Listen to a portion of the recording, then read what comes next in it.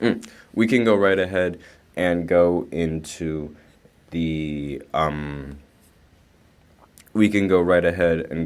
first segment of the podcast, which is going to be talking about the Denver Nuggets being able to. Let me just move this light a little bit closer. There we go.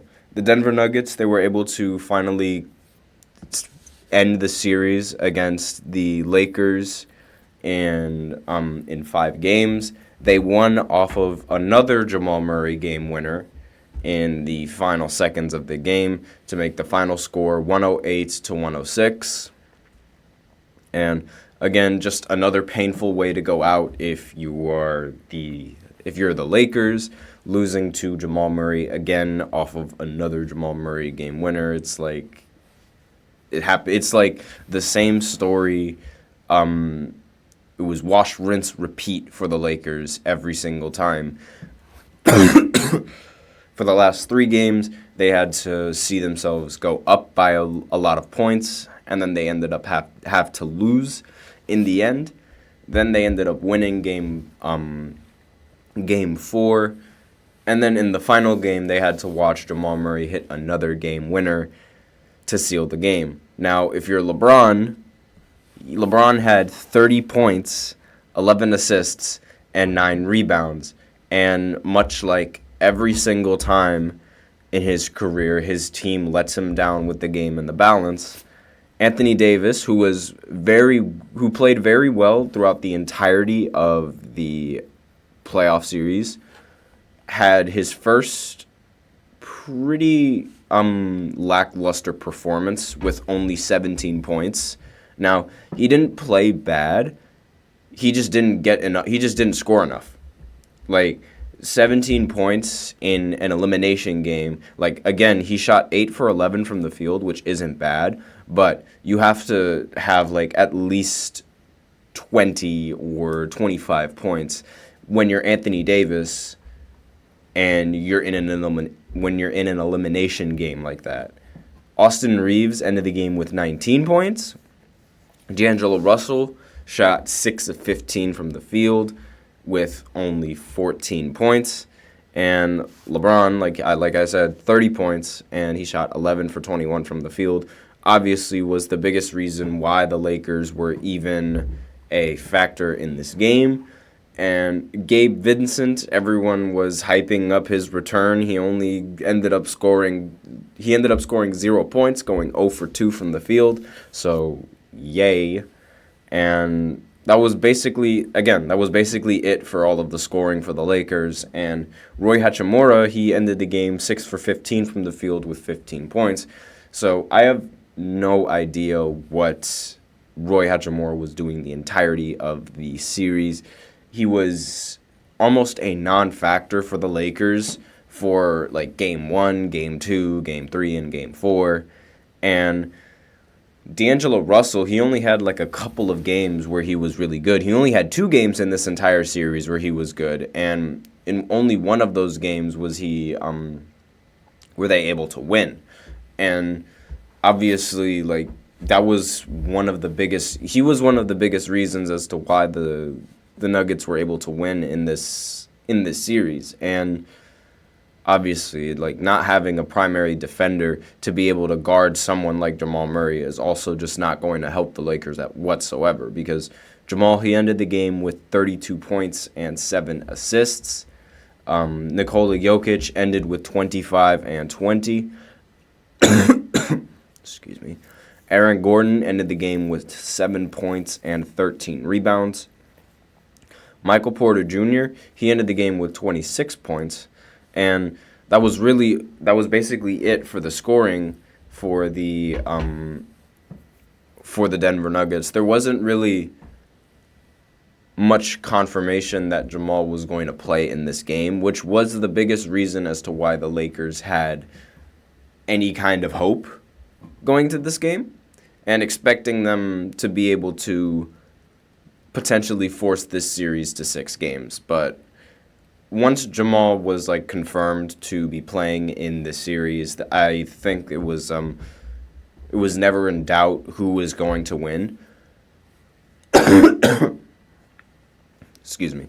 And in Jamal Murray's mind, there was already never in doubt who was going to win, and he ended up taking the final shot of the game, and it ended up going in, making the final score 108 to 106 with I think it was like 1.5 seconds to go with 0 timeouts.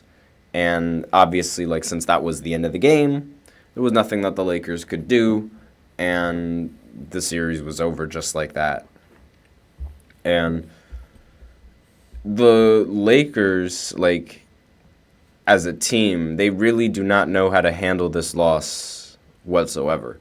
Like, Darvin Ham recently in an interview, he well, at least according to Bleacher Report via Dave McManaman, excuse me if I messed up that last name, but he said if you're coaching a team and one of your starters is like 10 games in a row just shitting the bed, what are you going to do? That's apparently what Darvin Ham said. And obviously we know who he's talking about. He's talking about D'Angelo Russell, who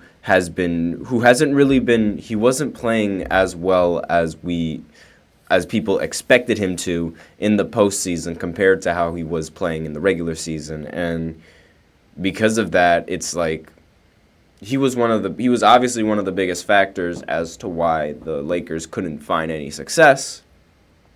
But despite his pitiful performance, Darvin Ham's coaching was also getting caught in the crossfire, because while it was obvious that D'Angelo Russell wasn't playing as well as he normally would, Darvin Ham wasn't really doing anything to sort of mitigate the situation any more than D'Angelo Russell was.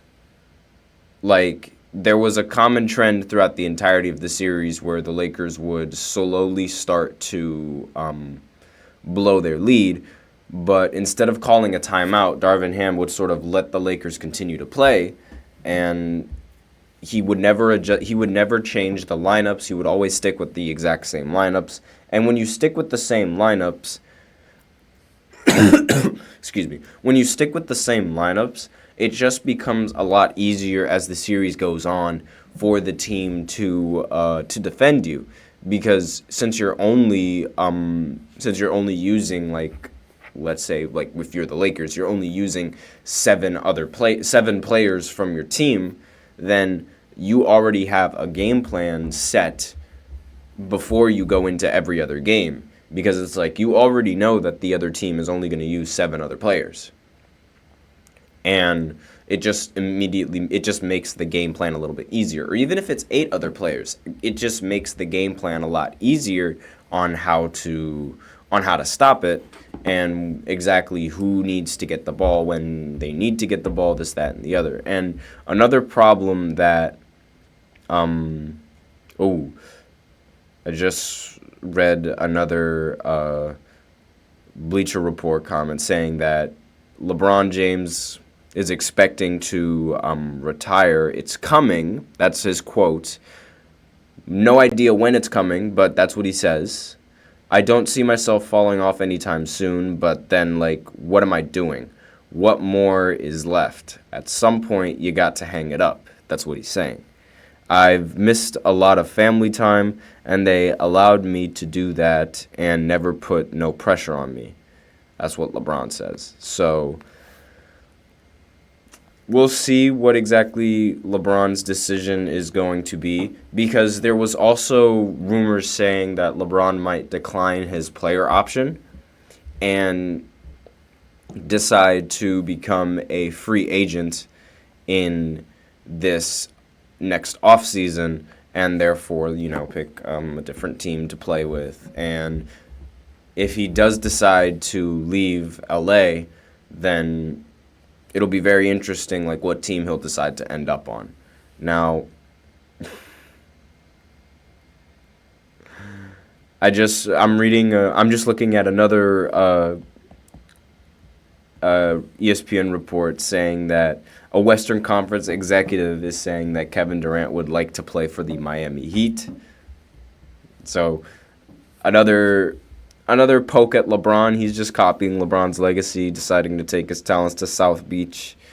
If that does happen, again, though, that's another thing that is going to happen. That's going to be pretty interesting going into this free agency. It has a chance to be Paul George could be a free agent, LeBron James could be a free agent, Klay Thompson's probably also going to be a free agent, and we're going to see a lot of players move.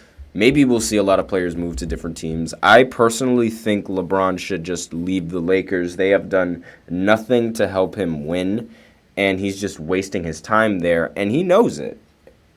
And not only that, but D'Angelo Russell, he's probably going to be out of LA as well after this performance, and the way he actually graded himself, he graded his own season, and he was like, I respectfully think D'Angelo Russell's season was fantastic, or something like that, something along those lines. He was grading himself, and I'm just like, that's really what he's focusing on after losing the series in Denver. He's really trying to sort of avoid the criticism that he's going to face in this, the criticism that he's going to face based off of these playoff series. And now the Denver Nuggets, they move on to the next round of the postseason. There's still some more first-round matchups that need to be played, and there's still some more first-round matchups that we have to review as well, because all these series, they ended relatively quickly, and not every series is going to be taken to only 5 games. There's obviously there's more series probably going to 6 or 7 games, but as of right now, let me just go ahead and open up the standings just to see what team is going to play what other team in the... Okay, so in the next round, the Timberwolves are expected to play the Denver Nuggets in the second round, and the Thunder are expected to play either between the Clippers or the Mavericks. So that is, to be announced. We still need to figure out exactly who's going to win in that series. And for the Eastern Conference, not a single team has yet to win a playoff series for the East. So we still have to wait for the results on the entirety of the Eastern Conference before we can even see what team can match up against what. But there is a chance that 2 teams could end their series tonight, and that is the Knicks. They could end the Sixers season tonight and win in 5. And the Pacers could also end the Bucks' season tonight and end it in 5 as well. So those are the 2 elimination games that are going to be going down today. But we're going to be going into the second segment where I talk about the Oklahoma City Thunder beating the Pelicans in a sweep, and obviously, since they and being the youngest seed not the youngest seed, but the youngest team to ever win a playoff matchup. So I'll be right back after this short break to talk a little bit about OKC and the Pelicans matchup last night. So I feel like I'm losing my mind. Is everybody in the world blind? Please, Lord, give me a sign, a sign. I feel like I'm losing my mind. Is everybody in the world blind? Please, Lord, give me a sign, a sign.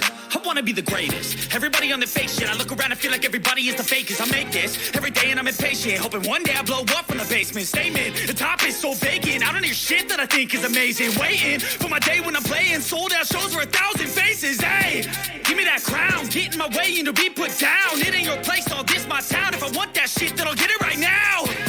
I'm losing it, the noose it fits, some losing shit, a stupid myth. You choose to live or choose to dip, you choose to fight or lose your grip and lose a gift. Oh, I feel like I'm losing my mind. Is everybody in the world blind? Please, Lord, give me a sign, a sign. I feel like I'm losing my mind. Is everybody